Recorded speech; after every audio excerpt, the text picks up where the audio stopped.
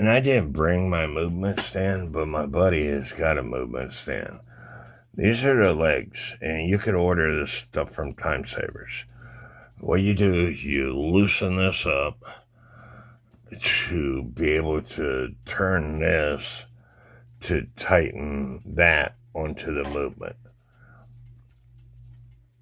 And then you tighten these up.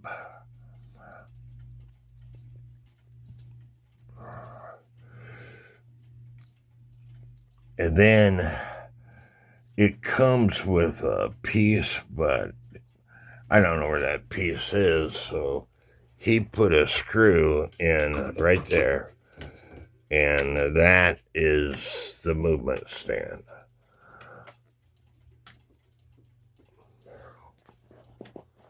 Like I said, you order these movement legs from Timesavers, and I will put the part number in the description of this video or show you a picture of it later on.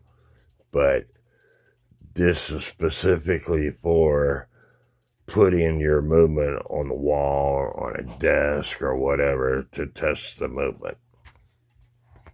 So now we have the stand up. The only thing I want to see if the hand's moving.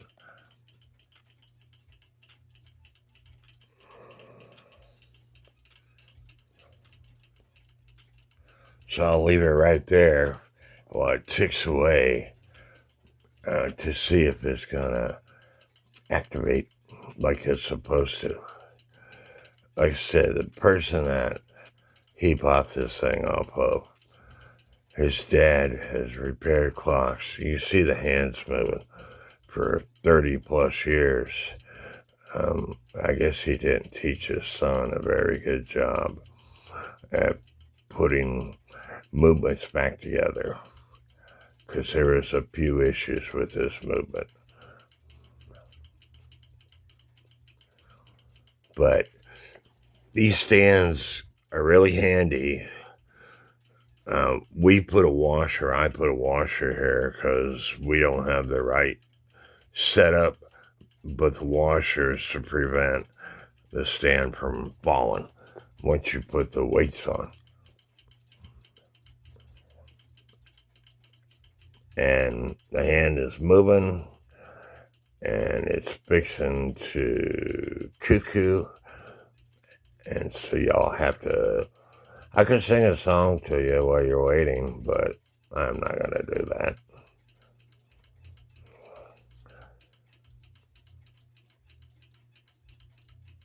It should have cuckooed by now.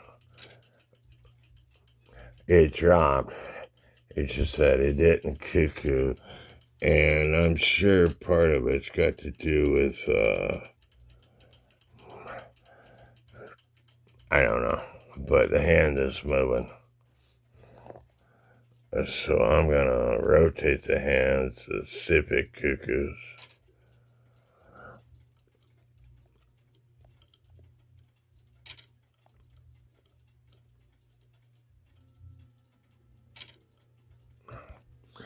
I think I'll get back to you.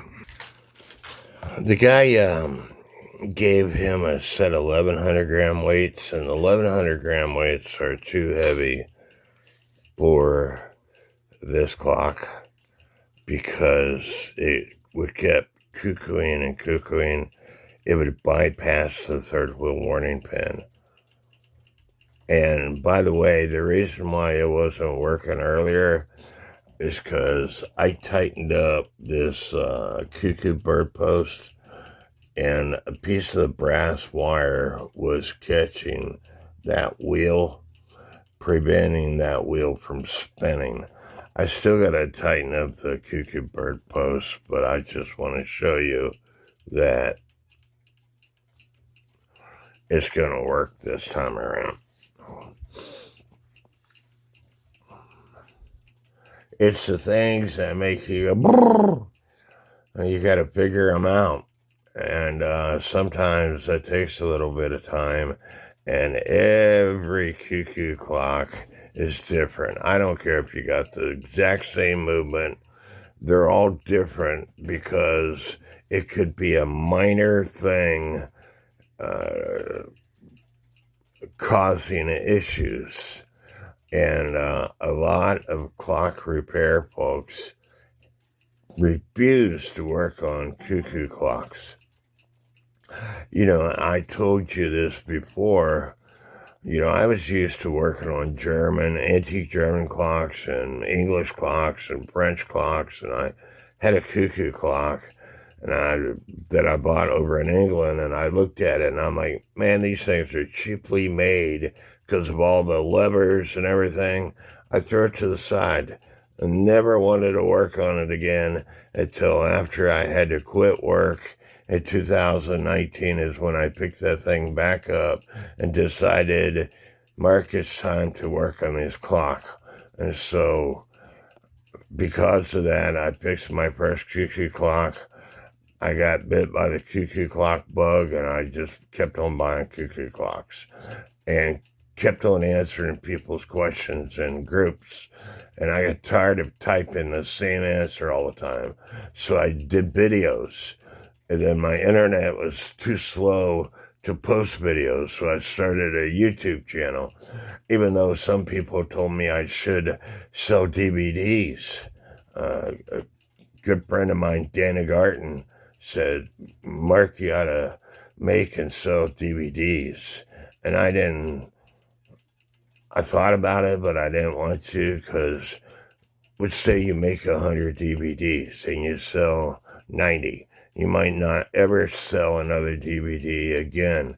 But with YouTube, even though I'm not making money compared to the time that I spend, I'm constantly getting paid. It's not a lot, but compared to the hours and video chats and, me answering people's questions and making these videos, it's nothing to write home to mom about. And there it cuckooed. And it stopped. So, again, these stands work.